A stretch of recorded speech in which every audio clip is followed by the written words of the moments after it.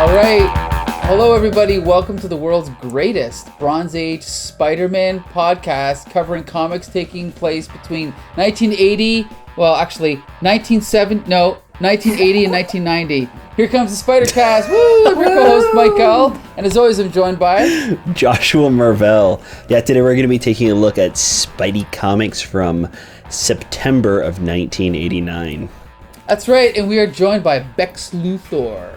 Yo, it's me. What up? I'm here. Let's go. Let's go. All right. Sorry. Yeah. I'm pumped. I'm not exhausted. Ready. We can tell. Yeah. We've also got a very special returning guest, Lisa. Hey guys.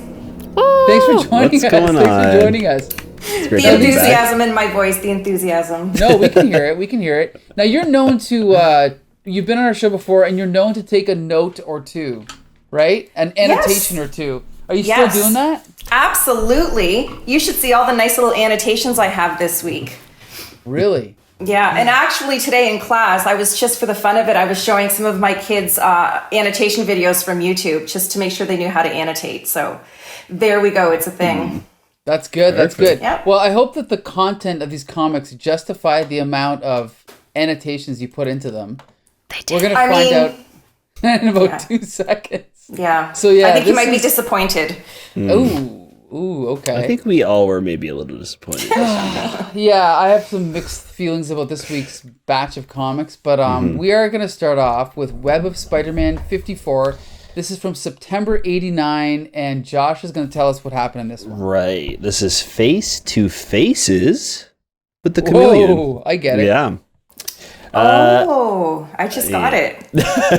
As I was looking at the cover, that all makes sense.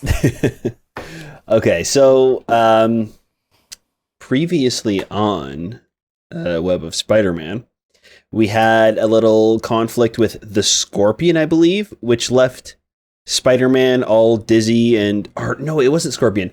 I can't remember who he was fighting. It's not super important because they're not in this issue, but whoever it was knocked him out with like gas. It was so he's a Jonah. little bit dizzy. He injected him, didn't he? Maybe. It was somebody. And Hammerhead? Oh, yes, it was Hammerhead. You're right. Yes. Okay. Anyways, he's knocked out and he's dizzy, and it turns out that it was a big distraction, so that way the Lobo brothers, who are secretly werewolves, not so secret anymore. No one knows. Yeah. So they can go and attack and kill the Kingpin. So that's where we're at right now. We see the Lobo brothers in their werewolf form jumping out of a helicopter as they're taking out Kingpin goons one by one off the rooftops. The Arranger's terrified, so he's like running to his safe room, jumps into an elevator and whooshes down just as the Lobo brothers are about to rip him to shreds. They're like, never mind him. He's not who we're here for. We're here for the Kingpin. So they rush into Kingpin's headquarters. They burst through the doors, and Kingpin is standing there, sitting there, kind of lifeless, and is talking to the Lobo brothers. And we see them lunge at the Kingpin as they're like grabbing at his head. And we cut away to Spider-Man as he's like trying to catch his breath. He's really dizzy. He makes his way over to the building, Kingpin's headquarters, and he's a little bit too late. The NYPD is there, and so is Joy Mercado and Nick Katzenberg, yeah. Who is like J. Jonah Jameson, who is secretly the Chameleon. He's like his new photographer his new favorite photographer that he's using at the Bugle because he's kind of a scummy guy, and Chameleon knows that he can get any pictures from him, and he can use that to his advantage while he's running the Bugle. So we're seeing a lot of death, a lot of gore. We see Nick being a sleazeball as usual, as he's like asking Joy to pose with the dead bodies so he can take pictures because Jonah will love that, blah, blah, blah, blah. He's a scumbag and really kind of setting up how awful this dude is. Spidey gets there a little bit too late, but as he peeks into the office of the Kingpin, it turns out that the Kingpin was an animatronic the whole time. That's right. Kingpin knew this was going to happen, so he replaced himself with a dummy in his office. The Lobo brothers wasted their one day out of the month where they were able to turn into werewolves and defeat the Kingpin. While he's there, we see Nick take pictures of Spider-Man as he's leaving the scene of the crime. Spidey makes it back to Aunt May's house, and there is like some confusion as to what's going on. He's looking for Aunt May, and it turns out that she's in the hospital, and it's for Christy, who we see collapse in the previous issue. And he thinks that it's Aunt May. And because of like the chemicals that he was pumped with, he ends up fainting, hitting the floor, has a bad nightmare of this gang war that's going on. And when he wakes up, it's 2 days later.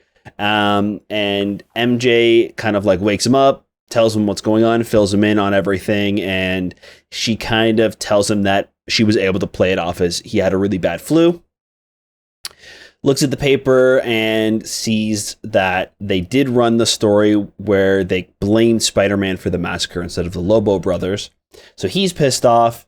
They go to visit Christy in the hospital, and she's Christy. It's like fully out now that she does have an eating disorder, and the bruises were because of that. And it's like flat out explained to us instead of like heavily hinted. And then, why does Peter talk to this nurse? I can't remember. Oh, it's about Christy. And then MJ's kind of had enough at this point, and she kind of goes off on Peter for some reason. She's upset that Christy is getting a bunch of attention because of her struggles, and Aunt May is not feeling well, and Peter is dealing with a gang war, and she's out of a job, and she kind of feels like nobody's really talking about that, and everybody's talking about, being in the hospital or stopping a gang war. Yeah, So she kind of like walks off in a fit. And then we see Nick being a douchebag to Joy and like harassing her in the workplace. And then Pete's kind of had enough of this, so he puts on his Spidey costume and he starts interrogating him, and he finds out where Jonah is, because he's been kind of absent from the office. So Spider-Man goes to visit him in his apartment, and his Spidey senses go off, and it turns out it's a chameleon surprise. So he kind of reveals himself and tries to kill Spider-Man. He's able to kind of best him. Chameleon like blasts the ceiling, and rubble falls on him, and he runs away. And Spider-Man bursts into JJ's room where he's being captured, and he frees him. And then we kind of have this quick little prologue type there, epilogue at the end of the issue with Gloria being kind of scared for her life as the Lobo brothers kind of brush her off like she's nothing, and they're not going to kind of like stop this gang war from going on. And we're supposed to figure out what's going to happen with the rest of it next month in Web of Spider-Man number 55. That was this issue. Oh, yeah. Here's the thing. Now, obviously, Lisa was commenting how she doesn't know all these characters. I do know these characters, and there's still like a couple of weird things about this issue. To me, this J. Jonah Jameson chameleon thing has been going on for a long time, right? Like 6 months or how long. It doesn't feel like an ending. It doesn't feel like a resolution. There should have been like a big, look, J. Jonah Jameson's back. But instead, it's like, oh, they see each other, then let's just cut away and undercut that with this little attempted a cliffhanger with Gloria Grant. It was kind of weak. And like, besides everything else in this issue, can we talk about MJ's heel turn? Like, because I have to read this. It's so strange. Yeah, I have to read this dialogue. She's like, I'm sick to death of everyone and their problems. My mother, my sister, my friend Lorraine and her drug addiction, Christy and her bulimia. Can I point out her cousin is Christy? She's in the hospital because she had a heart attack. And this is what she says. Your Aunt May and her heart condition? Even you, Peter, with your hang-ups about guilt and responsibility. Everyone's got a problem, and everyone's problem is more important than mine. And then she storms off. My career is skidding. Her modeling career is skidding downhill. My life savings are tied up in court. I'm living in your aunt's house, and nobody cares. MJ, wait, leave me alone. She storms off. That's the end. Okay, so I want to jump to Lisa. Lisa, Girl. Yeah. I know you don't know much about like all these characters, but you kind of know who MJ and Peter are. Yeah. Oh, yeah. What did you think of the scene on page 20? Okay, let me find it here. Digital page 17. Digital page 17. Okay. And feel free to share your annotations. Okay, I didn't. So this is the one where he has the paper and he's like, ooh, that one? Yeah, I don't. Well, it's actually, like right before he sees the paper in that little thing, this is where MJ's yelling at him after they've left the hospital. Okay, but the one thing when MJ, I did annotate that part where the part you just read where she's like this and this and this and this and this. I did have a big circle around it and I'm like a blow up finally. And actually, that's what I feel like in class, every so often when assignments are due and the kids just go off on me and they name me all these problems. And I'm like, how did I get stuck in this crossfire? That's exactly what I thought about during that. Right. I feel bad for her because her modeling career is like going down the drain because of Spidey. It's not her fault. And she just has to, okay, mind you, she probably shouldn't, have brought her cousin into the whole, or Christy, right? Like that was a little low. But otherwise, I empathize with her. She's getting everything taken away from her, everything she's been working for because of Spider-Man. It's not fair. Okay, that's my view. Okay, Becca, what do you think about this scene? Ugh, why don't people pay attention to my problems instead of the people literally in the hospital? I said that was a little too much, but other than that, it was legit. She brings up her friend Lorraine, who was in the hospital because she had an overdose and almost died, and then is now in rehab. That was a previous problem that happened. Look, I don't come from the wealthiest background, so this MJ blow up, I was like, girl, you got a roof over your head, you got a man on your arm, shut the fuck up. I was livid. This is so not like her. I understand that Peter is not paying attention to her, but normally MJ wouldn't bring in everybody else into that. She would be like, Peter, we are married. You need to be more supportive about this.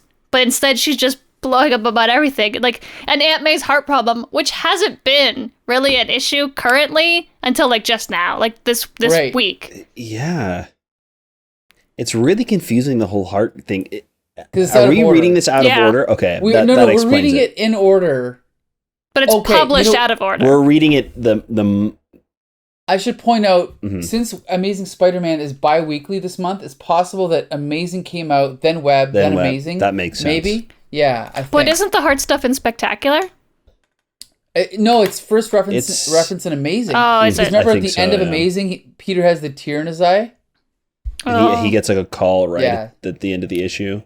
Right. So, but that's the second one. He gets the it's call. it's a mess. Yeah. Yeah. But yeah, I like the idea behind the scene.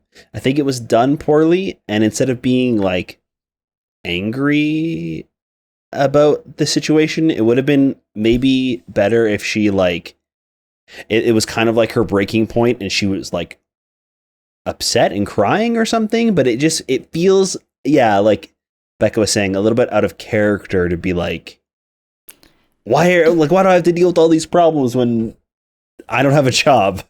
Yeah. So why do you think that is though? Why is all of a sudden she's like portrayed this way when this is, like you said, out of character? Because men don't know how to write women and don't know how to write an emotional breakdown properly. Yeah. Right. So it's just I also think that like anger can be an appropriate response in a situation like this. It just feels, I think, a little bit more out of place too, because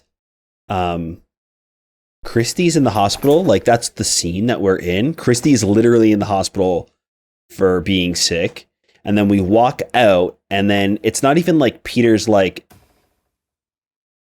oh, MJ, like cuts MJ off like as she's trying to explain her problem. You know what I mean? Like, he just kind of like, they're talking or whatever, and then she has this blow up. You know what I mean? Like, it just, yeah, I think the anger doesn't make sense, I think, for this exact situation.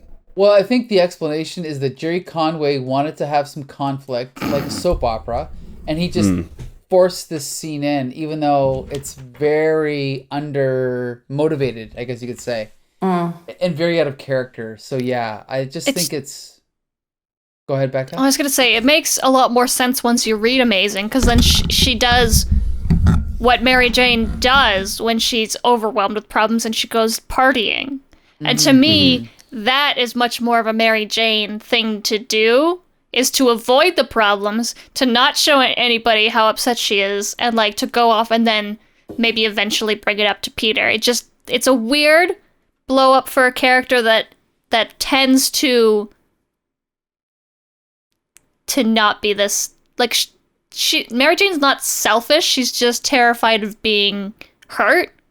So she pushes people away, but now that's too late, right? So it seems very, I don't know, it's a weird, like, they could have wrote it where, like, Peter cuts her off and she's like, that's your problem, is we're married, but yet everyone else's problems are more important than ours. Like, she could have made it about, because yeah, Peter being not an attentive husband, definitely viable reason to be angry, Right. 'cause he does suck. Yeah, it's really strange because, like, he's literally talking to the nurse about Christy and her condition and what's going on with her, and that she's bulimic and she purges her body after she eats. And he's kind of like, wow, I can't believe this. MJ, what do you think about all this? And then that's where the explosion comes from. Like, what do I think about it? Why the hell do I care about my cousin Christy? It's like, yeah, that is why it feels so wrong. I think if maybe, like, after this kind of blow up, you had a scene where she was more introspective and guilty and, like, thought about, oh, you know, I've been showcasing this beautiful lifestyle of being a model and what, like, I'm assuming that's what's going to happen with this Christy stories. It's supposed to give MJ a little bit of introspective to how her, like, portrayal of being a model is to her very young cousin. So how young would Christy be? What's her age approximately? 13. Oh, yeah. she's that young. Okay. Yeah. And she's in love with Peter. Yeah. Weirdly in love with Peter.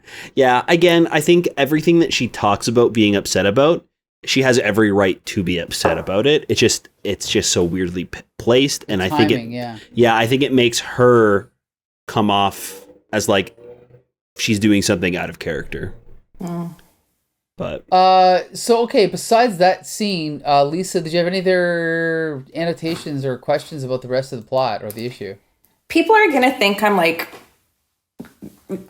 crazy with these annotation things. Yeah, Mike, No, stop. it's fine. No, it's good. I like the annotations.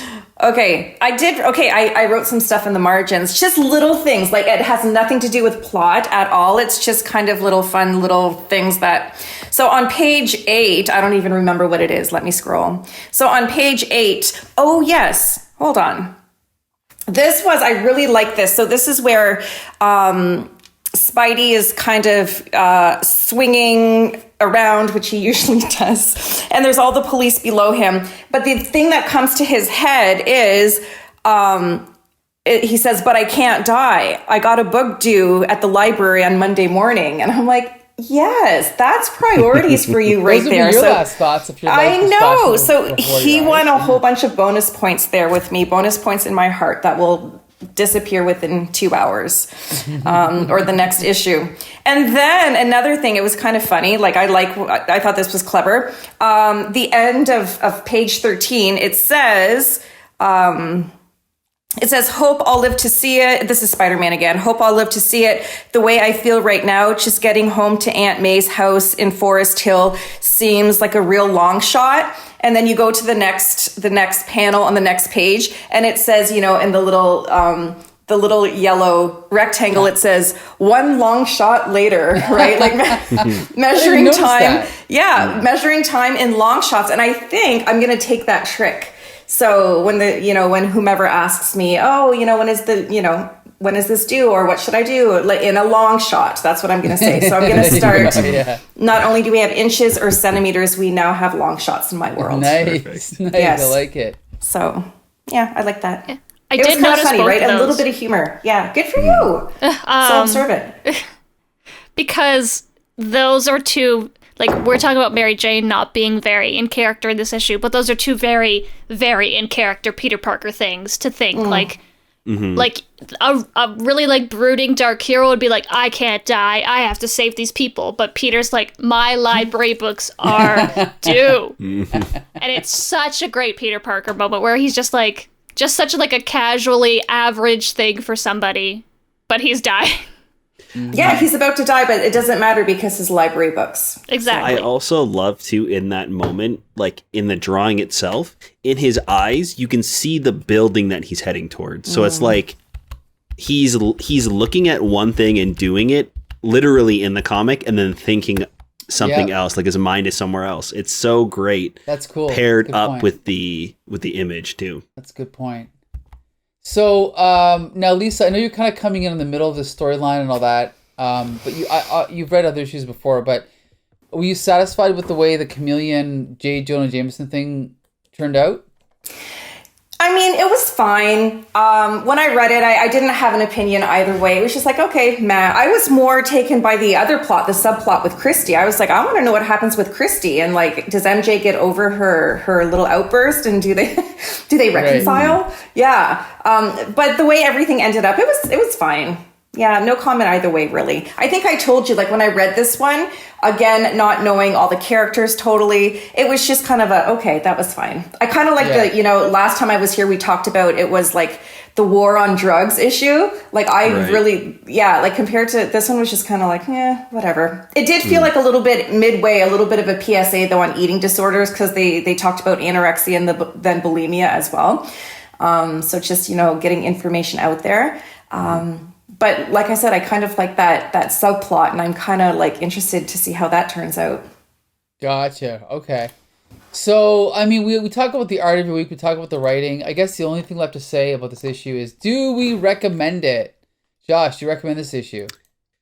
Oh, I think it's fine. I think it's almost necessary if you're reading through this gang war arc. I think the conclusion to the J. Jonah Jameson story. Sorry, my dog is also putting his opinion in. It's a little disappointing, I think, especially with that issue where the entire issue was just J. Jonah Jameson and the Chameleon in the apartment, and how much that the intensity built, and it was just this one guy chained up in a bed the entire issue. Nothing else happened. It was so great. And then to see it kind of just like end with Chameleon shooting a gun at the ceiling and running away was kind of a little bit of a letdown, because it felt like it was built up over time, especially since it was like at least 6 months that this has been going on. For it to end like this is kind of like, it's a bummer for sure. Well, also, we should point out that Becca and G.I. Jolie both missed that issue, right, Becca? I did read it, though. Did you like it? I loved it. It was great. Yeah. It's one of the best issues I think we've talked about. And Spider-Man is in one panel as he's like swinging away from the apartment. Like, he's barely in it. Right. It's really great. Reading that one definitely makes this one worse. Yes. Because they've just been like Peter has been an idiot about him being the Chameleon for so long. And so he busts into Jonah's apartment and he's like, well, you caught me. I'm the Chameleon. Like, yeah. He didn't have to do that. He could have talked his way out of it. Yeah. Or imagine the intensity of like Peter trying to like put the pieces together that this isn't JJ. And then there's like a slip up or something in his dialogue. You know what I mean? Like, because Peter knows J. Jonah Jameson so personally. Like, he's his boss. He's known him for years. Imagine like Chameleon trying to pretend to be this person to somebody who knows him that intimately, and then having a slip up, and then it finally dawns on Peter like, oh my God, this isn't who I thought it was. But instead, Chameleon, for no reason, just pulls a gun on Spider-Man and is like, oh, you must not be him. Like, it's so... It's pretty disappointing. It's a bit of a letdown. Yeah, it seems like they're having trouble in these Spider-Man comics doing the Spider-Man discovers who the bad guy is. Mm-hmm. True. Good point. Like, Good point. it could have been so cool. It could have been such a good, like, Peter Jonah connection moment where Chameleon says something about Peter Parker and it makes Spider-Man realize that's not Jonah. He's like, Jonah's not a great, like, he's a dick, but he's not a bad guy. He's just an asshole. But he's, like, it really bothers me that nobody caught on that Chameleon was Jonah after, like, Jonah has such an established, like in that issue with, where it's just Jonah and flashbacks and stuff like that, he has such an established, like, J. Jonah does not fudge the truth. That's, like, his thing. Regardless of how he might, like, word things and stuff like that, it's always speculation or facts. But, like, now it's not. So, like, and everyone was just like, Jonah's an asshole and he's being an asshole. Like, that, it's kind of really upsetting that nobody noticed. I thought maybe they'd do, like, a subplot with Joy Mercado being, like... Good point. Coming to his apartment being like, Jonah, what's going on? Or, like, Kate Cushing... Somebody, or even his wife, right? He's married at this point. She's in Europe for the whole entire. Interesting that, like, maybe she comes back and then they split up because J. Jonah Jameson is just being a dick to her, and then that's kind of like a red flag for the rest of the office too. Yeah, anything, anybody, any of the people. Ben Urich, he's worked with Jonah for a decade. But nobody figured it out, and the Chameleon outed himself from his perfectly safe. Ugh. And then, like, in the next issues, he's like, well, I didn't need that cover anyway. It's like, but you just got rid of him for no reason. Well, we could talk about Web of Spider-Man 54 all night, but we do have 3 other comics to talk about, okay? Sorry. Yeah. So it's okay, it's okay. So let's just jump ahead to... Amazing Spider-Man number 319. Oh, God. The Non-Mutant Misadventures of. And Becca, if you can give us the truncated summary of this issue. I mean, not a lot happens, so that'll be easy. Okay, there you go. Check out this cover, though. You got your favorites. You got Spider-Man. You got Scorpion. You got Rhino. And... this guy. Guy with a ponytail. Yeah, Blacklash. Blacklash, everybody's favorite. So we ended the last issue with there was a standoff. Scorpion has kidnapped, like, this general guy and is holding him hostage, and he's like, you must bring me J. Jonah Jameson. Well, right now J. Jonah Jameson is the Chameleon, so he's not coming. And I guess between the issues, Scorpion demands a pizza, so Spider-Man brings him a pizza. It's kind of funny. It is kind of funny. A little bit of a serious situation, but, you know, the man's holding the guy hostage, bring him a pizza. And then Peter, he puts anchovies on the pizza, and Scorpion was like, I said no anchovies, and it's pretty funny. So it turns out that there's a problem and they can't get J. Jonah there, and Scorpion starts freaking out on everybody, so he takes the general, and he hijacks a helicopter, and he goes off, and Spidey tries to follow him, and it doesn't quite work out, and he has to dive into the river again. We quickly switch over to Justin Hammer, who's realizing that the Scorpion is not doing what he told him to do, even though he technically is. And he's like, well, better go get my return on that investment. And he sends some other people who he's done business with, which we get a nice roster of some past goons, and we see what's going on with them. Some of them are inactive, some of them are dead. So that's fun. So out of all of these people, he sends Rhino and Blacklash, even though Boomerang's right there. But anyway, it doesn't matter. Send Backlash.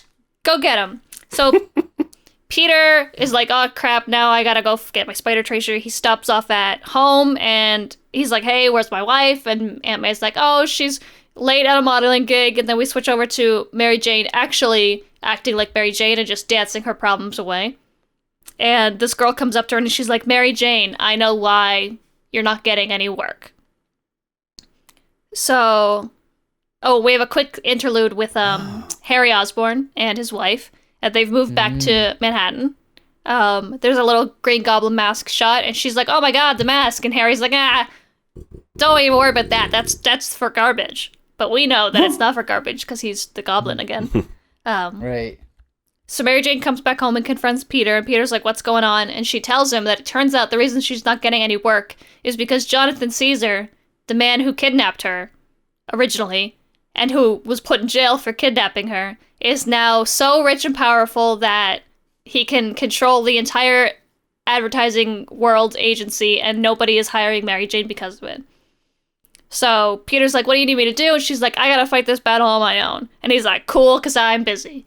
We cut over to Scorpion, and he looks like he's just he's trying to figure out what to do with the general now that he's apparently not allowed to go back to Justin Hammer. He's like, maybe I'll sell him to the Kingpin.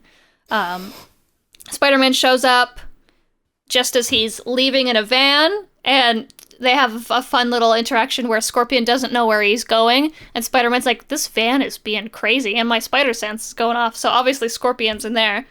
They have a fun little fight, but then the Rhino and Backlash show up. Mostly the Rhino being the bigger threat, I would think there.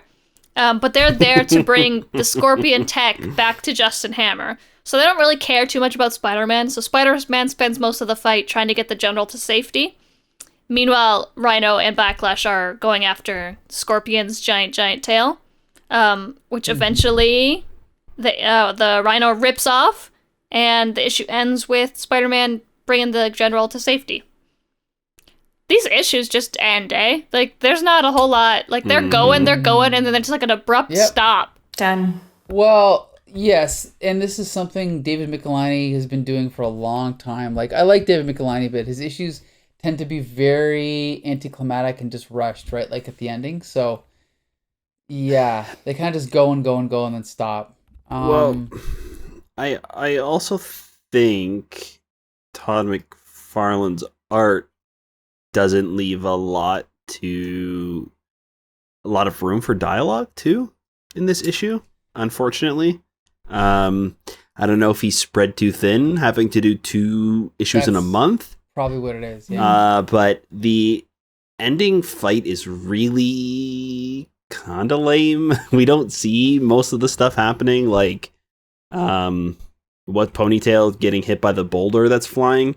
We don't see Rhino throw it. I'm assuming it has something to do with that. Like, he knocks down what looks like a water tower, possibly, but we only ever see it as it's being knocked down. So we don't know what it is. It's just described as like a big bowling ball, right?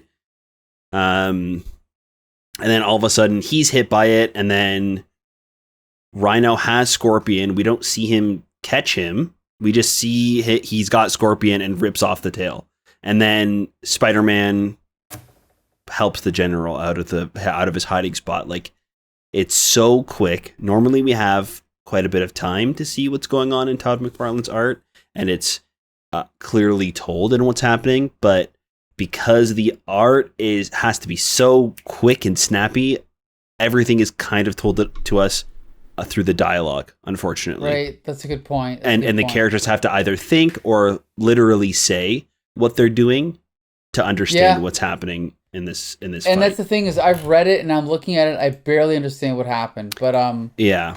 And that's very rare, I find, for Todd McFarlane. Like, you can kind of say what you want about the art. It's very messy at times, and his faces can be hit or miss, but it's usually really clear as to what's happening in the story without dialogue. And I don't think that's the case in this one. Okay, Lisa, what's your take? What do you think about everything we've been saying? Do you agree or disagree? Yeah, I agree with everything, but we have to take a step back and talk about that pizza, because that's the most important thing. Yes, I wasn't expecting that whole pizza thing. So here he comes swooshing in, and he has a pizza, and it was, I like how he said this. So in the dialogue here, so that's the last straw, Scorpion. Next time you want pizza, call Domino's, right? So obviously we're dealing with not too good pizza. Was it worth bringing this pizza in if it's like Domino's type pizza? Absolutely not. But then, the whole thing about the anchovies, like, if we really wanted it to make an impact, we have to make it like Windsor pizza. So instead of the anchovies thing, it should be something like, oh, yuck. I thought I told you I wanted shredded pepperoni and canned mushrooms. But instead he got the fresh mushrooms. That would have been like something else. If it would have been a Windsor pizza, that would have like upped the ante a whole lot, but it wasn't. So then I was like, forget the pizza. Let me point out one quick thing for our 6 listeners. Or they could have made a joke about a Chatham pizza. Chatham, which is 45 minutes away from us, where Hawaiian pizza was invented. They could have made a joke about what's it called, pineapple, right? Yes, pineapple. I thought I told you no pineapple. That would have been funny too. That would have been really funny. I was just listening to another podcast. John Green. Anyway, he has this podcast, The Anthropocene Reviewed, and he reviewed Hawaiian pizza, and he kind of reviews it like an Amazon product, right? Like an Amazon type style review. And he went into the history about how it was made in Canada and Chatham and stuff like that. It was pretty cool, because John Green. Cool. Yeah. Nice. So that's how popular Chatham and Hawaiian pizza are. I was pretty impressed with that. Awesome. So anyway, so that whole pizza thing really, it caught my attention. So, do you have any more annotations you'd like to? I don't think so. Like you guys said, there was minimal dialogue. Oh, there was one other thing. So here we're talking about, I think it's Justin Hammer, and we go into his place. And I was pretty impressed with his lifestyle. Let's talk about this. It says, where the man himself attempts to relax in a custom designed hot tub. Oh, what? And there you see him in his custom designed hot tub holding a martini. I was like, that guy's living the life. That is absolutely fantastic. So that was, you see kind of how my annotations have been this week. Has nothing to do with anything. Just like little yeah, there's another one coming up. I don't know if it's in this one, but and then in the next panel where you have that big wall of, like with rhino and which we all aspire to have in our living rooms, right? But then I for a minute, because I didn't know what it was at first, I thought it was like we walked into like Hollywood Squares game show, and I thought we were going to that route, but it wasn't. But it kind of reminded me of that's a pretty cool wall. The Big Brother house. They have all the house guests that are there, and then they gray out the ones that are evicted. Yes. Wait, look, it's Becca's favorite character, Man Killer. That's right there. Leapfrog? Yes. Yeah, there's Leapfrog is right there. Sorry, your second favorite after Leapfrog. Hey. Anyway. I might be a man-hating feminist, but first, I'm a frog lover. Always. There we go. Frogs. Yeah. So I was getting a bunch of ideas here. Yeah. Ideas for next time if I ever build a house. Custom hot tub. That big wall. Right. It's absolutely sculpted perfectly to fit Justin Hammer's butt. Yeah. Yes. Yeah. Nice. Okay. So I've got something to say now that didn't really pop out to me until we started talking about the review.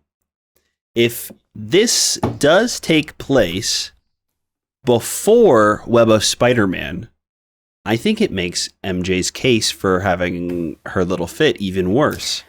Because that's what I had in my mind. Because, right? It validates it. She actually... No. I think it makes it worse. Oh. Because she knows the reason now why she's not getting work. And it's because of this guy that's essentially blacklisting her. So for her to be upset that, I don't know why I'm not getting a job in Web of... If Amazing Spider-Man did come first, then she knows why she's not getting a job, and it's because of this guy that kidnapped her. Right? I don't know. But maybe that's what made her angry. That's why she was so angry. It was out of her control. It wasn't even her fault. That's how I took it. Well, she's how bitter. about I go to the interweb? That's kind of true. So, I can't find a release date. Amazing came out on May 9th, 1989, but I can't find a release date for Web. So I don't know the exact date, but I don't know. I'm not sure. I think that's another thing, too. I think about all of these issues. Lately, I think that they've been doing a really good job of connecting and the continuity between all of the issues. Mm-hmm. And they flow together pretty well. This month, I think they did a pretty poor job of it. With MJ in particular, kind of and again, we might be reading them out of order, but she goes from not taking the news well to being like, oh, that's fine, I'll just party, and things are kind of going up and down, even with the gang war stuff, and then Aunt May's diagnosis. Like, things are kind of choppy, and I'm not quite sure where, like, these are supposed to be taking place with each other. Yeah, that's kind of just something we have to kind of accept about the fact that they were, hacking these out, right? Like at a rushed pace and whatever. But I guess, but I think like the previous few months, they've been connecting really well together, and the stories are coherent, and it feels like it's an actual writing team working together to write the stories, where it definitely feels like they all wrote their stories separately, and then after the fact had to kind of a little bit connect them together. So, okay, let's quickly talk about McFarlane's art. Josh and I and Becca talk about this every week, but Lisa, we've probably talked about McFarlane before, but what did you think of Todd McFarlane's art in this issue? I actually like that style. Like, I like how sometimes, he seems to like jam a whole bunch of stuff in his art, but obviously some things like the faces and stuff are a bit distorted. But overall, I'm a very visual person, and to me, that's what a comic book should look like. Like, I like that. I like the style. It's Great like, point. yeah, you get like, bang for your buck here. You buy one comic book and you have enough images here for like 5. That's very true. And you know what? Like, I actually posted a page from this issue, and someone was like, am I the only one that hates McFarlane's art? But if you look at digital page, what is this? 7, where Spider-Man falls into the, whatever that is, the Hudson River or whatever. Yeah. Okay, let's just look at this. We have Spider-Man, like, flying by the helicopter blade, right? So we're using the wide panel. Then we have just the point of view looking at his hands as he falls. And like the motion lines, right, coming up. We see the bridge there that's really small, so we know how high up he is. Then we see a skinny panel of him doing a dive. Then we see the sploosh or whatever, paloosh. Then we see his face coming out of the river with his cartoon eyes doing like a painful expression, and then we have all this negative space of like the air, and then we have the bubbles. Boy, that hurt. Like, if you can't argue that's not a well done sequence. Like, Josh, what do you think of that one? Yeah, I think the storytelling, this is what I was talking about earlier, about you can take all of the words out and completely understand it. Even taking the boy that hurt out of that one panel, you completely can tell and read what is going on in his face, and then cutting away to like another wide angle right after that with him swimming back to the city. And like, you can argue that maybe it's a little bit too sketchy and there's like so much going on in the skyline, but I think it kind of adds to the fact that like this huge city way in the distance, you can't really make out the details. That's how far it is. And after falling this distance and getting hurt, he's got to swim all this way back to town. Yeah, I think it's storytelling wise, it's like unmatched. Yeah, I think it's perfect. Yeah. Yep. Yeah, I like it.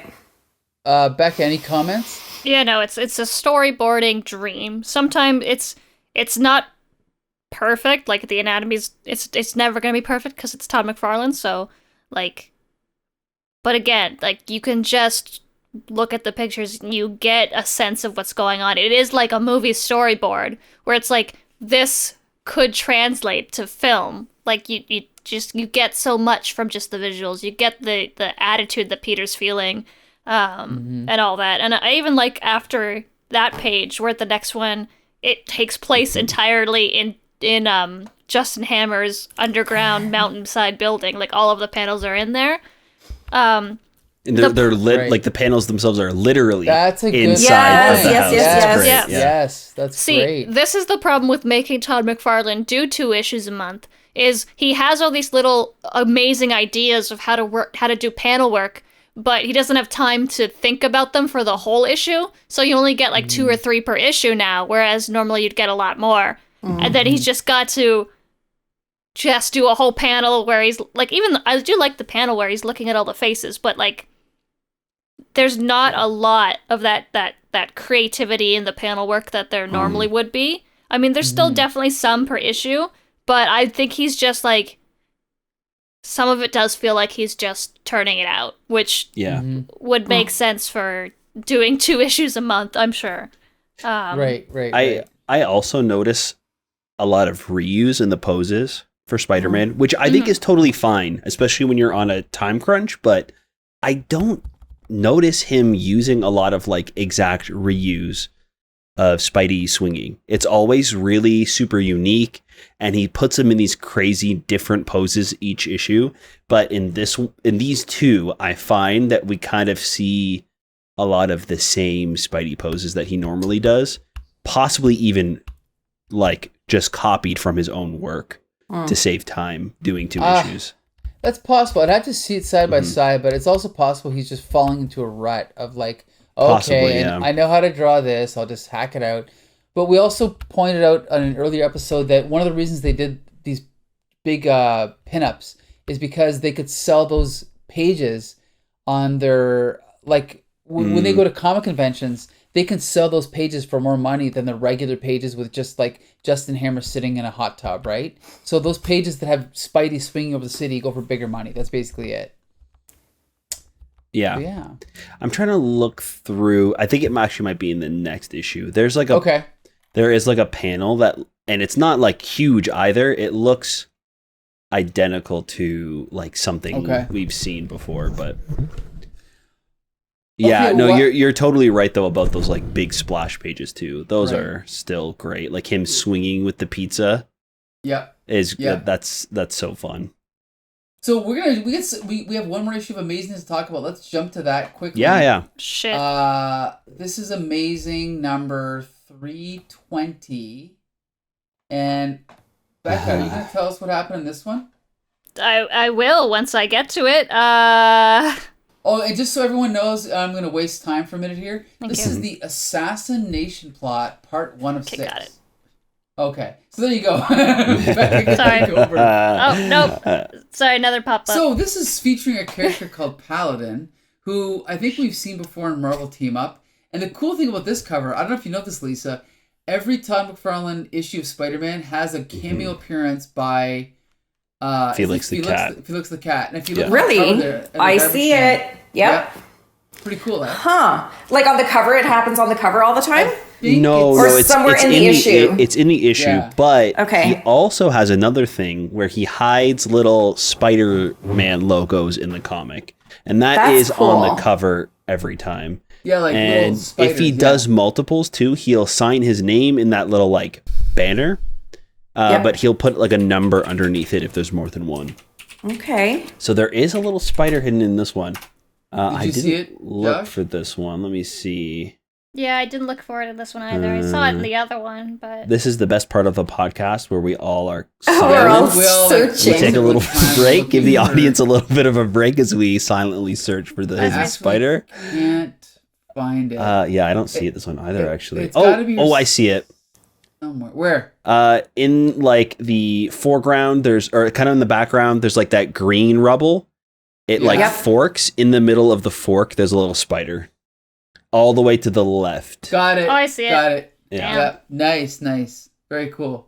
Oh, yes. Yeah. All right. So I got it now. Okay, we're good. Okay. On this cover, we have Paladin. Man, Todd McFarlane loves bringing back those one-time bad guys, eh? He just wants to draw a big cape, so he was like, Backlash, big cape. And then he wanted to draw RoboCop, but they were like, we don't have the rights to RoboCop. So he's like, fine, I'll draw this guy. Pretty much. So we start off with Peter making new web fluid using the university's resources, and he gets caught by his professor. And he's like, Peter, you're supposed to be, doing work for me. What are you doing? And he's like, sorry. Anyway, do it later. So that's the catalyst for Peter has a new, stronger web fluid. And he sets it all up, and he's ready to try it out. Back at Aunt May's house, Aunt May is being very weird about the telephone for some reason. But Mary Jane picks up the phone quickly, and it's Harry Osborn. He's like, hey, I'm moving. Want to help me move? And she's like, yeah, sure. I got nothing else going on. So that's going to happen later. we go back to Spider-Man, and he is... This, like, doesn't connect from the previous one, right? Like, I was... Yeah, there's, like... I thought it was going to at first because of the soldier. Because that was, like, the whole thing in the last issue was, like, protecting that general. And then we see, like, more soldiers there. So I was like, oh, how is this connecting? But I don't think it doesn't, yeah. So Peter just stumbles upon some bodies, and he's like, whoa, what's going on? And turns out Paladin is there. Cool. Yeah. And Peter immediately assumes the worst, because why wouldn't you? And he goes after Paladin. He's like, what are you doing? And obviously Paladin kind of gets away. So Peter's like, well, nothing I can do about it. But he finds an invitation to a party, like a fancy party. And he's like, you know what? Maybe I'll get some answers there. So he goes home. Mary Jane's working out, as you do. And he's like, hey, can you get me into this party? And she's like, sure, no probs. So they get dressed up fancy and they go to the party. And Mary Jane is immediately just swarmed by people, as she often is. And Peter's like, oh, there's Paladin. I'll be back. So he goes off into his Spidey suit and he chases down Paladin and these other two goons that he's with. They have a little bit of a tussle. The two goons get away, and then Spidey and Paladin team up to fight tanks because somebody's using tanks to shoot at them. I don't know where in New York that they are, but all right. Get some cool panel work of them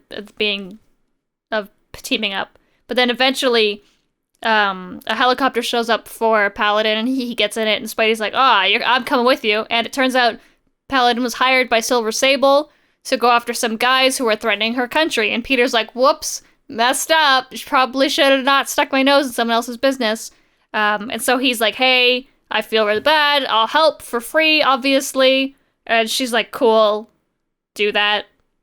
And then we go quickly back to Aunt May's house, where Peter is like, oh, better call Silver Sable, see what she needs. And he overhears Aunt May on the phone with her doctor, supposedly saying that she has 6 months to live.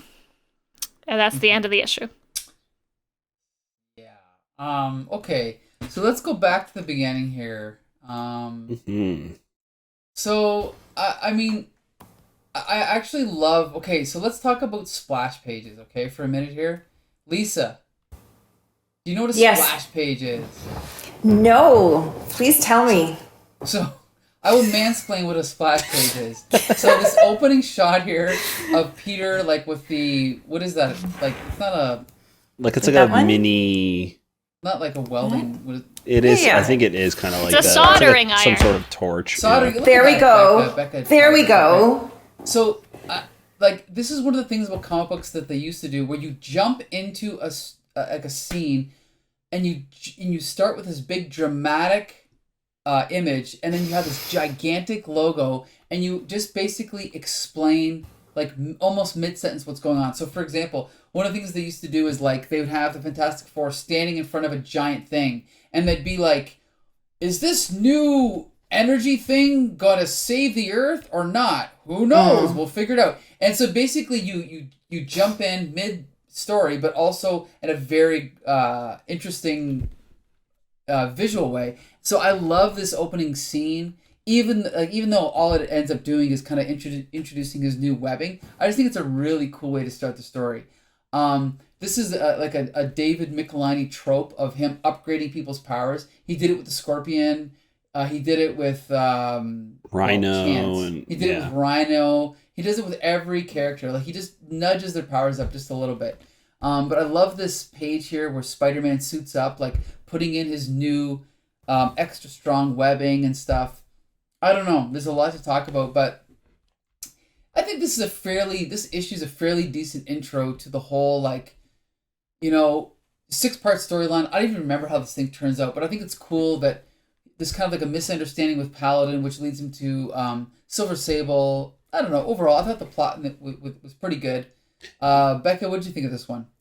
I did like it a little bit better, I think, than the last one. I don't like how the last one just cuts off, and then now we're in a different story. It's very jarring. I was like, well, what happened to Scorpion? Did they... what happened to anything that happened to that issue? But it's irrelevant. I like. Never hear from them again. Yeah, who cares? Oh no, what happened to Backlash? My favorite. There were a bunch of like little things that I liked in this issue. I liked the Mary Jane stuff a lot. I like her getting to be herself at the party. That's fun. I like the callback that Paladin does. He was like, there was this redhead at that party. I need to go talk to her. That was cool. That was smart. But yeah, and then the misunderstanding is always, it's whatever. That happens a lot, right? Like, it's like, oh, actually, we're on the same side. And I like Silver Sable.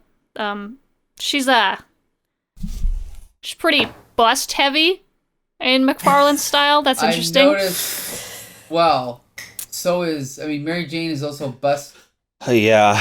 Details. I think she painted her workout outfit on. Yeah, that workout outfit. Wow.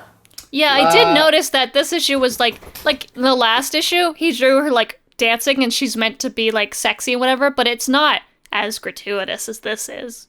I think. I can see that. Yeah, this is ridiculous. Like, we're talking about digital page 10. Mary Jane's working out. Okay, fine, she's working out. Then on the next page, she's in a very suggestive pose, right?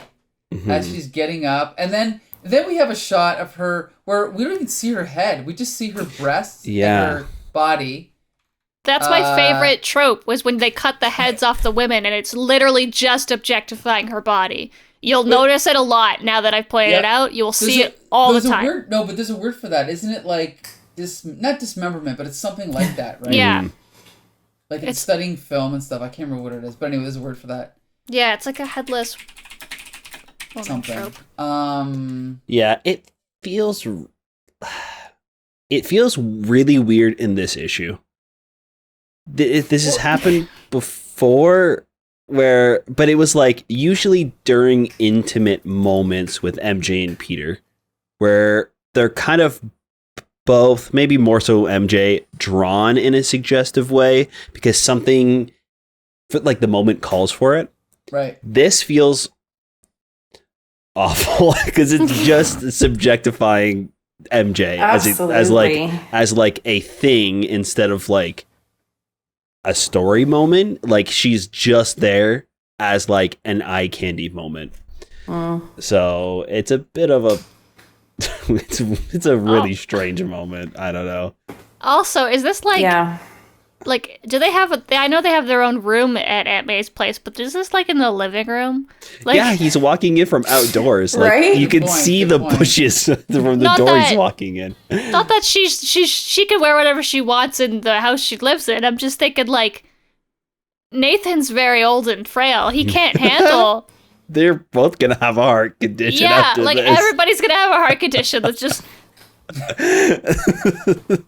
It's definitely. Well, also, go ahead, Becca. I was gonna say it's definitely like the whole time Mary Jane's on the panels. She's like, even when they're at the event, it's just her ass. Like Yes. Yeah, and that dress where that V-back, which goes all the way down. Yeah. It's also funny because the art is relatively rushed, but he clearly did not rush those Mary Jane panels. No. Right? Yeah. Like he spent extra time on those. So yeah, there's panels where Spider-Man's legs are going in opposite directions. It's so bad. Like when and then these MJ ones though, they are perfect. Extra time. Perfectly drawn, yeah. The framing with Peter's legs is so disgusting. Yeah. Oh, yeah. I didn't hate think about it. that. You're right. Oh, it's just like, and it's so intentional. Like there's no being like, oh, it was you. No, Todd, I know what you're doing, and it's gross. It's gross. Yeah. There's nothing wrong with having sexy ladies in comic books. Like I say every week, I definitely read Vampirella for the plot. Sure. But like, come on, this is freaking Spider-Man. Can we not? Yeah. That first panel you see her, he literally just drew her naked. Like completely naked, like nipples and all, like full on just naked, and then drew the pattern of her clothes like over top of her naked body. Like there's You're right. there's no fabric, nothing. There's not even any fabric lines. Like it's just drawn over top of her body. That's a good point. Except for leg warmers. Yeah, that's true. She's in like Those are good leg warmers. I like those. Look, I'm not going to say that I don't love the fit, because it's a cute outfit. I just think we needed to tone it down a smidge. Especially considering everyone who's in the hospital. Right. All these people with heart attacks and heart conditions. Yeah, exactly. Yeah, tone it down. So here's the thing. I mean, I'm reading this issue as a kid, and I'm enjoying it. Oh, and yeah? then I get to that last page. And I get to that last page, and I thought this cliffhanger was so shoehorned in. Well. Oh my lord, Aunt May has 6 months to live. And even as a kid, I was like, how do you know they're talking about Aunt May? Whatever. Lisa, what'd you think of this cliffhanger? I liked it because I like the drama. And Aunt May, you get attached to her and you're like, no. And again, I tend to like those little subplots. Okay. And for me, like, I want to know what's going to happen to Aunt May. I like that cliffhanger. I want to find out what happens to her. Okay. Although, like you said, it's kind of like it's out of the blue. It's not really connected to anything else. It's just dropped in there. But I guess, if you want to get it in there before the next issue, you kind of have to fit it in there. Yeah. Right? But if you think about anything like that, when you find out big news like that in life in general, is it like it's always unexpected? It's just dropped on you out of nowhere, and it kind of gives that effect. Yeah, no, but I mean, in the context of this story, it comes out of nowhere and it's just dropped in on the last page. And the fact that he just assumes it's Aunt May, I just thought it was kind of forced. Yeah. Yeah, and there is that like small moment at the beginning where she's trying to rush MJ off the phone to keep the lines free. Right. Okay. So it was foreshadowed. And I do appreciate that.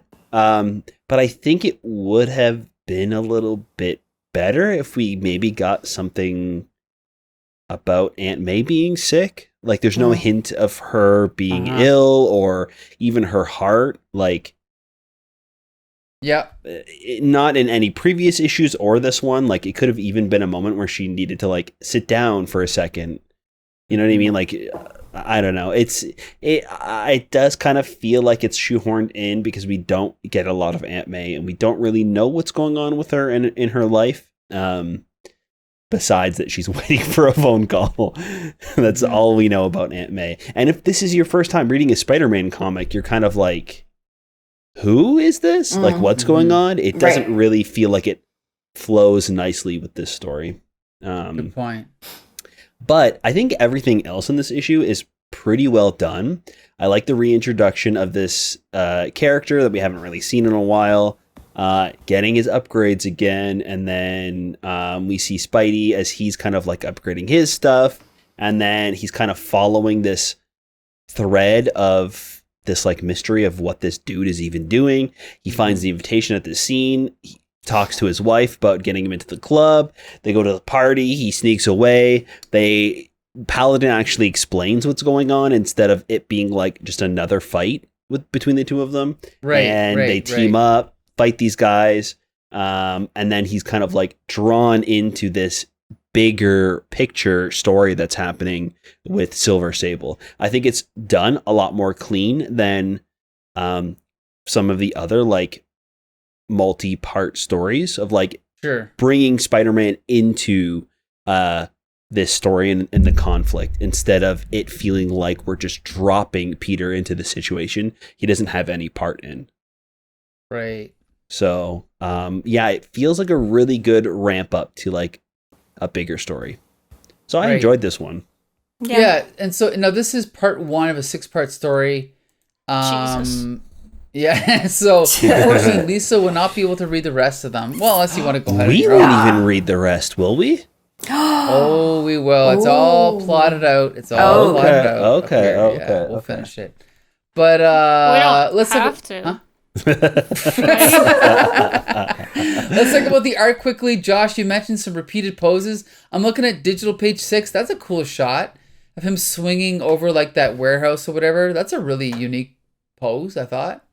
Yeah, there's some good stuff. I think It's actually really good. I like some of the ones where he's like at the beginning. I think it's really good. Like you said, when he's swinging over the warehouse and he sees the bodies. A little bit later, him like hanging onto the wall after Paladin shoots at him is really fun. By the way, there's also the second secret Felix the Cat there on the filing cabinet. Oh, I see it. Like little names there. And then it's again really well done at the beginning, and then at the end it's super rushed. Let me see if I can find it. Okay, so after he leaves the party, he's spying on these guys in the parking lot with the semi trucks, and then the next page we see Paladin holding the gun to the guy, and Spidey webs the gun and pulls it away from him. When he jumps into the air to dodge the blaster shots, his legs look like they were pasted onto him, almost like an action figure, and they're completely facing opposite directions. I don't have the page numbers, unfortunately. Okay. I see what you mean. Digital. It's digital 15 at the bottom right. It's pretty bad. Yeah. It doesn't even look like they're his legs. Yep. They're like pointed in the wrong direction. Yeah. Yep. But look at the page right before that one. So there's like there's in the center, there's the lit up skylight. Yep. Yeah. And the use of lines in this one, I thought it created movement. It's just the aesthetic of the lines, like all different types of lines. So you have like, these diagonal lines in the first one. And then with the skyline, you have horizontal lines. And then in the fence, you have the crisscrossing lines. And I don't know, it just feels like a study in lines. And I think this one is really nice. I think, especially that center panel with the skyline and those horizontal yellow lines, I found that very effective. This whole page is fantastic, I think. Yeah. I also love... Sorry. I was just going to say, this page is very manga-esque in its line work. It's very... And I think Todd McFarlane has some sort of manga inspirations, right? But like the car and the lines, it's just a panel of initial D, like right out of the back, right? It's a car anime. Yeah. I love the lens flares that were added in too, to kind of like make it a little bit more cinematic. And the fact that like they're pretty much just circles drawn over top of the panels, and then they're just colored differently to kind of show the light and how it's like affecting the quote unquote camera, right? Like it's like kind of what we're supposed to see. I really like that. Yeah. And it's interesting because lens flares do not exist in reality. They only exist in something where you're using a camera, right? So it's just cool that because it's something that a typical artist would not think of, but he did. And I don't know. I mean, again, there's always people that are going to hate on him, but he was very creative, or he still is, right? Yeah, it's really interesting to see it in a medium like this. I kind of experience and work with it a little bit in animation too, because there's no lens flares in animation, or even like motion blur is not like a thing in film. It like when things move fast, it blurs, but when it's rendered out frame by frame in animation, it's like perfect. So it's kind of like something where you have to reverse the animation because it's like too perfect. So it's kind of like the same with this, with the drawing. It's like you have to add in these like imperfections, like the light hitting the lens to create that. You're recreating it in an essentially a perfect drawing to give it that realism. So it's like adding in something that makes it worse in a sense to make it feel more real. Totally. Interesting. Yeah. So it's really cool that it's been added into a comic like this. And I'm sure he's not the first person to do this, but I think it just adds to an already really great page. Right. Okay, so we still have one more comic book to talk about. So we're going to jump to Spectacular Spider-Man 154. Yeah, let's do it. And the big question about this issue is, what is the master plan of the Puma? Would you say Puma or Puma? Puma? It's Puma. Puma. I used to say Don't- Puma when I was a kid. Well, don't. Yeah, you're a weirdo. Puma. Yeah, I'll say Puma. Okay. It's Puma. So anyway, we want to talk about storytelling. Look at this opening freaking page of the guy, like, kind of buying the newspaper, and then Spidey is there, and he drops the coins in, and he's hanging above. Like, that's great storytelling there. I love it. But anyway, so Spider-Man's catching up on the news, and he's catching up on the gang war, and then he's, like, narrating in his head about the chameleon and blah, blah, blah, and he's reminding the readers kind of, like, what happened or whatever. And then we cut over to a shot of Thomas Fireheart. And for those that don't know, he is the Puma. No, the Puma. No. The Puma. He's the Puma. Puma. I got it wrong. He's the Puma. And yeah, he's been a character that's been around for like 4 or 5-ish years in Spider-Man now. Cool character. So then he's like, okay, well, there goes my dinner date with Mary Jane, right? So there's going to be more problems with Mary Jane. She's going to have more first world problems. So anyway, we cut over to the Chameleon talking to Hammerhead, and Hammerhead's all pissed off, and Chameleon's all chilling out, right? And he's like eating like a sundae or something. I don't know what he's eating there. But anyway, so then we cut over, and then all of a sudden, I spoiled it. Chameleon has a meeting with this guy, but just as he's walking in, Chameleon changes into the Arranger. So just so you know, Lisa, again, I don't know if you know all these characters, the Arranger is the Kingpin's right-hand man. Now Chameleon has adopted a new, facade of appearing to be the Arranger to these guys. And in the middle of the scene, Hammerhead's learning this. It's kind of an awkward way for Hammerhead to learn it, but whatever. You know, they had to get the point across. Yep. So then we cut over to the Daily Planet, and like the real J. Jonah Jameson's The back Daily in Bugle. business. Or what did I say? Daily Daily Planet. Planet. Yeah, Daily Bugle, that's what I meant. And everyone's hanging out, blah, blah, blah. And so J. Jonah Jameson calls in Nick Katzenberg, and he wants to scold him. And Katzenberg's all freaking out, and he thinks he's going to be fired. He thinks he's going to be in trouble. But no, it turns out JJJ is happy because Katzenberg got a photo of Spider-Man leaving the scene of the gang war, right? Is that what it was? Mm-hmm. Yeah.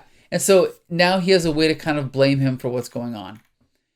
And then meanwhile, in the middle of this, we get a very rare, like, this is something we used to see a lot in the mid-'80s, but a scene of J. Jonah Jameson kind of like alone with his own thoughts. And he's got this little letter here that's implying that someone is trying to aggressively bid for the ownership of the Daily Bugle. And so he's like, well, whoever it is, he's in for a fight. The only way I'll leave this grand old lady is in a box on my way to the grave, right? So he's going to fight for the Daily Bugle.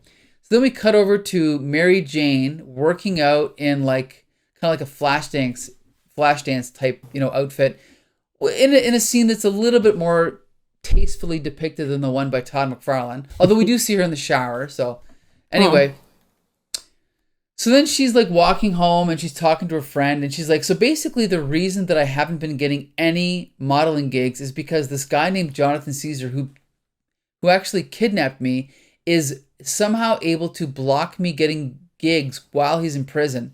Then her friend totally gaslights her and she's like, yeah, here, take my business card. This is my therapist. You're starting to sound paranoid. And Mary Jane's like, great. Wow, okay, whatever you say. So then we have a really awkward scene where Spider-Man comes along and in his Spider-Man character tries to communicate to Mary Jane that he's got to cancel his dinner date. So one of those classic superhero tropes I don't like, where a superhero's like, hey, your husband Peter asked me to pass you a message, but it's actually just Peter, right?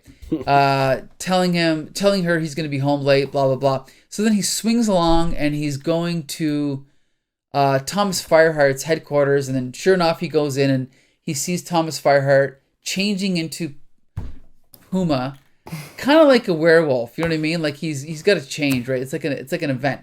So he changes into Puma. They start fighting, fist fighting, fighting more fighting. Things getting knocked over. Everything's great. This is a serious comic. People should take it seriously. And then we cut over to the Arranger, or is it the Arranger, who is got some of his goons, and he's I don't remember what the scene's about. Is he buying a gun? Oh, he's buying a silver and lead alloy because he knows that he's got to hunt werewolves. And the guy that's selling the bullets to him is kind of like, what are you doing hunting werewolves? And he's like, yeah, if you mention that again, I'm going to shoot you in the face, okay? Yes. That's pretty extreme. Yeah, right. So then we cut over to... The first time I've ever been afraid of the Ranger. Yeah, that's true. Yeah, he's kind of like usually not very effective. So then we cut over to Gloria Grant, who's kind of like walking along, thinking about how screwed up her life is. And then she runs into her boyfriend, who's also a werewolf, Eduardo Lobo. And then we see in the background, like, some of his goons are kind of like... This is, again, something we don't see every day. The goons are commenting on what they see. And then they're like, the Don Eduardo Lobo is a strong man, a strong lover. He and his brother, the Don Carlos, will bring us all wealth and power. This is what people talk about when they see me, by the way. Our fortunes were made the day we joined the Brotherhood of the Moon. End of interlude. So anyway, we cut back to Spider-Man and Puma fighting. They're smashing out of the window of a skyscraper now. And like they're falling and swinging against the building, and they're still fighting. It's going on for page after page. Spider-Man's shoulders hurt. They're punching each other. And then finally they decide to talk, right? And then he's like, well, I told you it's a mission of honor and blah, blah, blah. But we don't know what's going on. We just know that something's going on. And we're going to find out later, but we're not going to say it yet what's going on. But he has a secret agenda with Spider-Man, which we won't reveal here.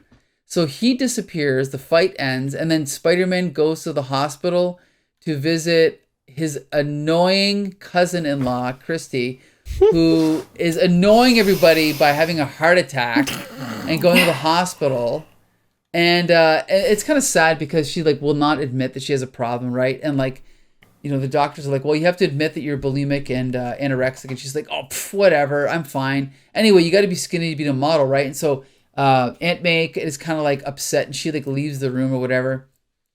And then Christy's like, whatever. I'm going to go and get me, go to the vending machine and get a candy bar and then get rid of them. And nobody will ever know. Nobody. Right? Mm-hmm. And then we cut over to Spider-Man or Peter Parker and Mary Jane back together at Aunt May's house at the end. And they kind of like, sit together on the couch, and it's like one of those moments. Oh, I love you, honey. Everything's gonna be okay. But then we see in the bottom of the panel a little newspaper, Mob War Over, and then it says next issue Showdown, and in Web of Spider-Man 55 Showdown, and next month in Spectacular Breakout. And who knows what that could be about? But I'm gonna guess it's about Joe Robertson. Yeah. Okay. Oh, I forgot about Joe Robertson. This probably would have been my favorite issue of this month if it weren't for Puma. It sucks. Yeah. Who would have thought that like 5 pages of 2 dudes punching each other over and over again would be boring? It's really a bummer that there's just so much of it, and the fact that like maybe it's also because we've been reading it for so long, and having this context I think makes it worse.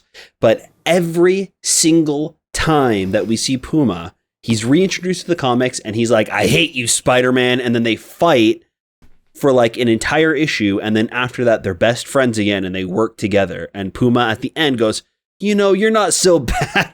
You're not so bad, Spider-Man. And then again, it's like he's introduced and immediately they're beating the shit out of each other. And it's so boring. Everything else in the issue, I think, is so perfectly done. And if they would have cut out the Puma stuff, this would have been the perfect issue to have MJ have her like freak out and have this like moment where it just kind of like her whole life kind of comes to a boiling point and she can't take it anymore. After her friend is gaslighting her, Peter Parker shows up as Spider-Man to blow her off for their date. Like everything is stacking up for MJ to have like the worst day ever. And then at the end of the issue, she's just like, man, what a crummy day. And then that's it. Like this would have been a great time. Cut out all this Puma shit. She has this big blow up. Her and Peter talk it out, and then at the end they kind of come to like a resolution. They hold each other like they do at the end of this issue, and they they kind of leave on this like bittersweet moment, like everything's going to be okay. And then we see the mob war over newsprint. Like it would have been the perfect time to do that. But we had to have just like pages and pages of Spidey and Puma fighting and like nothing happens. You know what I mean? Like nothing even interesting in the fight happens. Like there's nothing creative in what they're doing. They're just punching each other, and like they're not even really like talking about what's going on. They're just punching. Like nothing is being said about Puma's plan or what he's doing there, or like that Spider-Man's "you're in my way." Like it's nothing. Okay, there's 1, 2, 3, 4, 5, 6, 7, 8 pages out of 20 8 out of 30 pages of just Spider-Man and Puma. Only 22 punching. pages of story. Oh yeah. So it's just like, it's a bummer because it really doesn't add anything to the story. It doesn't do anything. Nothing changes from start to finish with Puma and Spider-Man. They're just angry at each other. It would have been great to kind of have a little bit more time with like the B story, like seeing more of like what Gloria is thinking, that she's like stuck in this shitty relationship with this guy who's a werewolf. And if she like breaks it off, she could die, but being in the relationship also puts her in more danger because she's literally in the middle of this gang war now. Like being able to see what she's thinking would have been pretty fun and cool. But instead we see Puma punch Spider-Man. Or the Arranger. Like this scene is so like menacing and fun. It would have been nice to have a couple of more panels to like see what his plan is and what he's thinking through all this. And like, I don't know, it just like a lot of the other stuff is rushed through so we can get back to Peter and the fighting, Puma, and it's fight the wasting. Yeah, it's not fun. So Lisa, do any of your annotations address any of the issues Josh has raised? No, but talking about Puma, is Puma supposed to be like an indigenous type superhero? Yes. Yeah, he had that one, where was it, this insult? Hold on, I'm scrolling, looking. I mean, first of all, with all the stereotypes with the feathers everywhere, right? A name like Puma. And what's his real name? Fireheart? Thomas Fireheart, yep. Right. But then when he wants to insult Spider-Man, he says, and I like this, it's like a hot topic at, in education right now. What use? You are an Anglo, a defiler of all that once was fine and noble in this land, right? He's just like, you colonizer. And, right? And I'm like, this aged pretty well. Just get rid of the feathers. I think this could have been a thing. We could have developed Puma a little bit more. But yeah, I was curious about that, if he's supposed to be like this indigenous archetype, this indigenous, yes. Yeah, okay. And the one thing that makes him interesting is that he is indigenous, but he's also like this millionaire, billionaire tech entrepreneur, which is kind of cool, right? So I think he's a decent character. When I was a kid, I was always annoyed by the whole honor thing, though. He's always trying to restore his honor with Spider-Man, but now I've grown to accept it, Yeah. Right. Me. No, I hate Puma. I hate Puma. Puma sucks. It is interesting when he is like in his Thomas Fireheart, like his origin story is interesting, where he's like this businessman and then he goes back to his people and he has to kind of balance the two lives. But now he's just boring and frustrating, and he's just like, obviously like something's going on with him, right? Like they're not going to just reintroduce him and have him fight Spider-Man for no reason, so something's going on. But it could be because he was created by two white men, possibly. So the only thing that they know about, indigenous culture is honor. So it's like it's right? pretty interesting when you first see this character, and it's like it feels kind of like maybe faithful to like who he is and that culture, but then when it becomes that's the entire character, it's pretty rough. Yeah, and another comment, going back to where MJ, either they're like working out, is it her friend? Is it Reggie? Because I think she calls her Reggie. Yeah. So the way she's portrayed generally, is she because here MJ's talking about her problems, and Regina is like, oh, why don't you just get a makeover? And then after she's explaining her problem, it's because of Jonathan Caesar. And then her friend is like, oh, is that anything to do with the salad? Like, is that character always portrayed that way? She's never been in a comic book before this. Oh, yeah. So this I've is no... never she's come across her in my life, yeah. As stupid could be here. She's like, she has no substance. And then at the end, again, MJ, she's worried about everything. And like you guys said before, she's like, okay, go see your therapist or go see my therapist. She's great. You know, that type of thing. Mm-hmm. I'm like, what a poor portrayal of a woman here. Yeah, it's a bummer. Sorry. I was going to say, so unfortunately for the character of MJ, she is constantly being brought up as more than just a pretty face by the other women around her being shoved down. Just being dumb, pretty models. Like, that is a thing that happens a lot in these comics is they're like, well, Mary Jane's the only one that's real. And all these other fake bitches all around her. Just talking about salads and whatever, like that. Or having, eating disorders or whatever. Yeah. It's meant to, like, it's to portray Mary Jane as more than just a pretty face, but it is also just showing that she's not like other girls. She's different. She's special. It's that also, salad comment, though, it was hard to swallow. It's also pretty unfortunate, too, that MJ seems like she's almost a well-rounded character in the comics. She's definitely written a little inconsistent between, like, depending on who's writing her. But the worst thing about it is, like, she doesn't really get to have any, like, friends in her personal life. It's always something like this, where it's like, oh, we need MJ to have somebody in her life to tell her, like, that she's overthinking things. So let's create this character and then leave it at that. Or... the last time we need to have MJ have a friend who has a drug addiction. So let's create this character. And then when we're done with her, she's written off and we never hear from her again unless we want to reference that MJ's got a friend with a problem. So it's Peter is allowed to have characters that have like depth and like reoccurring problems in his life. But MJ is kind of stuck with random people to fit the story, and then they're quickly written out of the comic. So I think it makes MJ a little bit more two-dimensional because of that. We don't really let her have real relationships besides with Peter. Makes sense. So yeah, kind of a bummer. That's a good point. Yep.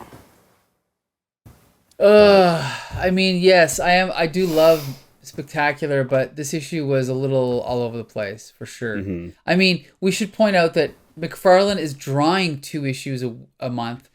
Gerry Conway's writing 2 issues a month, so he's probably, stretching himself a little thin as well, right? Mm-hmm. I can only assume. So, like, some issues are great, some issues are not. Yeah. That's all I can say.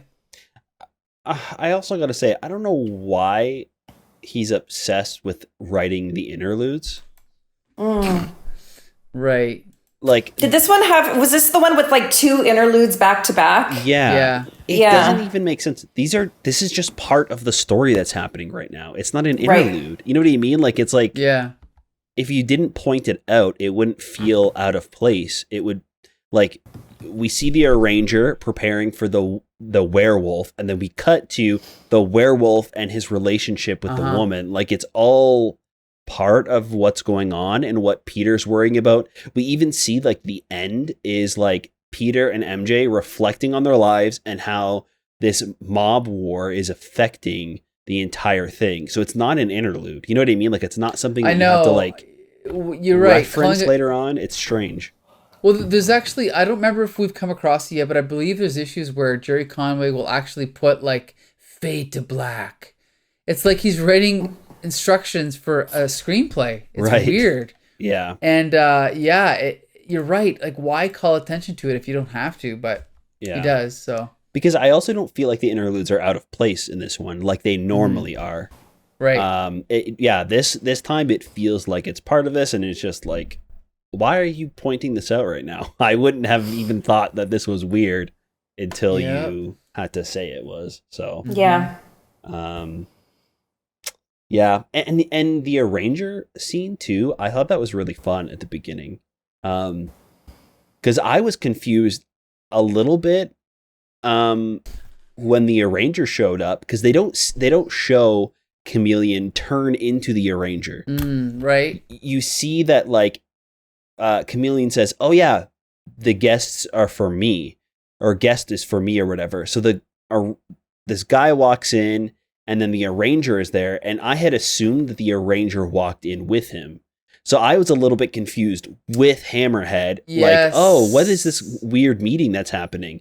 And then when the guy shuffles off, he turns from Arranger to Chameleon. And I was like, oh, that's so clever. That's super fun.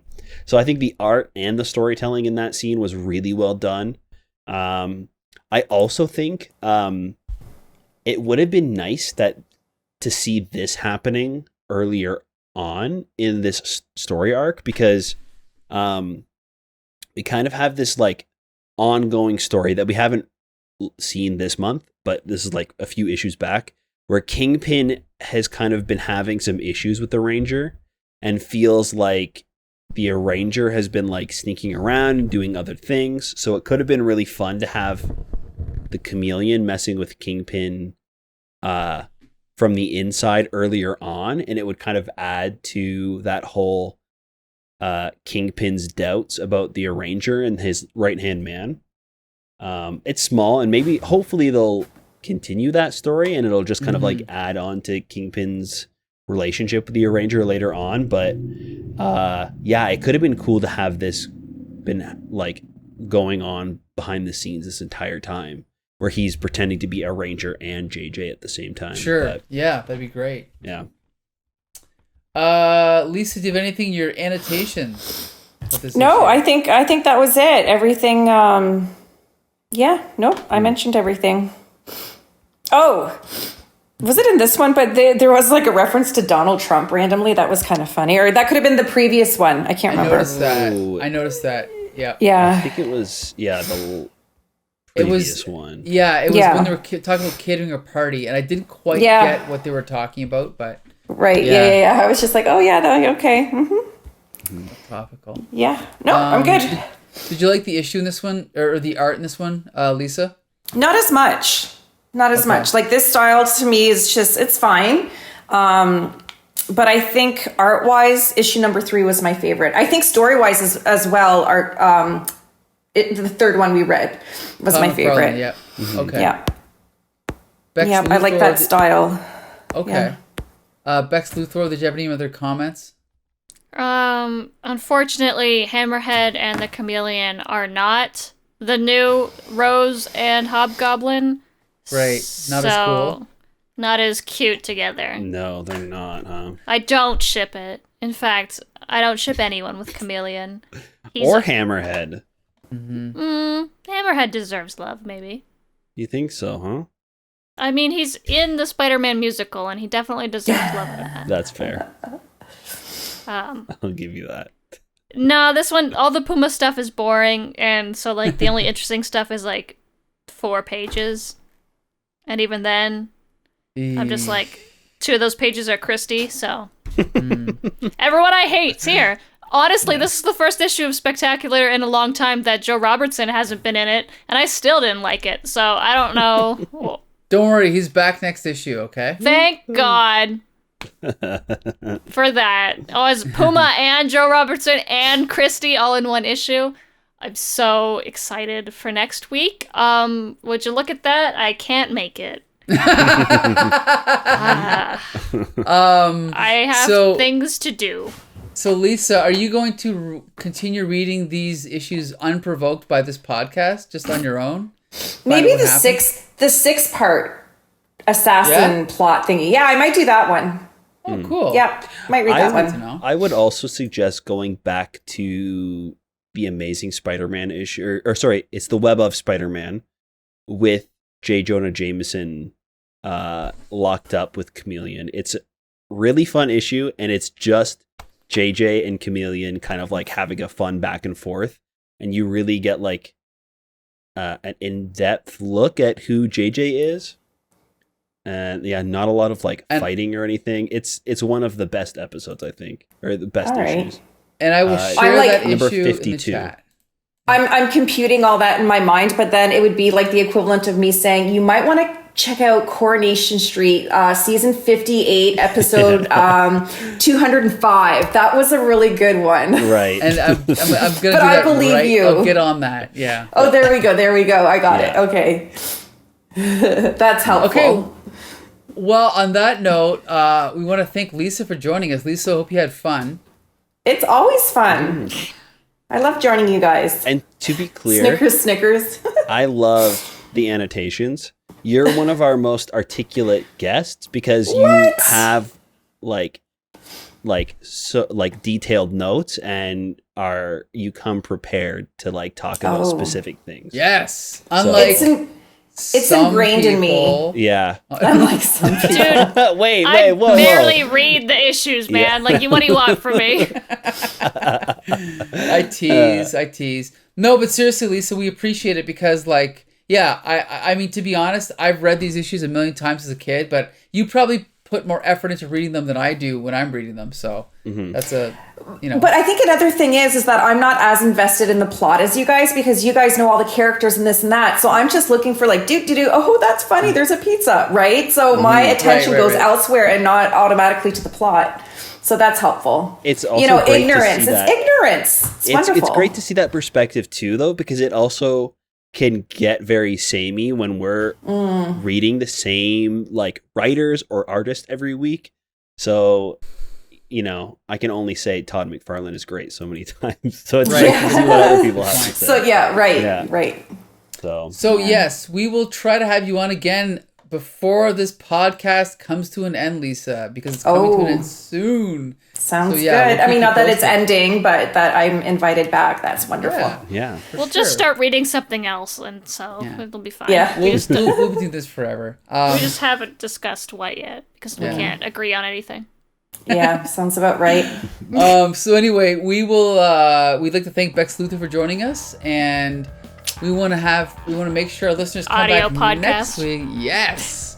So next week, folks, be sure to join us. It's a very special episode. It's an all what if episode. Oh, no. What if God. Spider-Man had rescued Gwen Stacy? What if Spider-Man's clone had lived? And He what if did. What if Spider-Man's Uncle Ben had lived? Ooh. Oh. That sounds fun. Wow, So yeah. those all sound dark and not appealing at all. Woo, it'll be a fun one, Becca. I'm glad you can join us. Anyway, Josh, take it from here. Yeah, thank you guys so much for listening to the podcast. Please leave us a comment or a review on Apple Podcasts or wherever you can find us, so like Facebook or Twitter at The Comic Book Syndicate. You can also check us out on our website at thecomicbooksyndicate.com. We've got all of our podcasts and videos up there, and pretty much anywhere you can find podcasts, we're also there. So let's keep in touch. Let us know what you guys think about the podcast and the issues we're talking about, and let's keep that comics conversation going. That's right. So until next Monday, Spider Friends, go for it!